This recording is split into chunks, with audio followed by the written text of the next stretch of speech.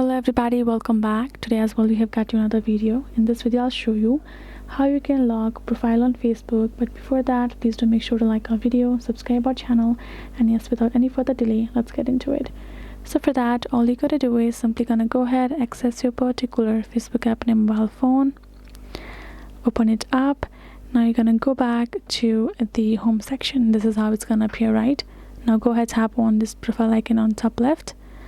Tap on this option of three dot beside the edit profile, and then you're going to find this option of lock profile below the view as. Go ahead, tap on it, tap on this lock your profile option, and there you go. You have tap on OK, and you can see you have locked your profile and you're good to go.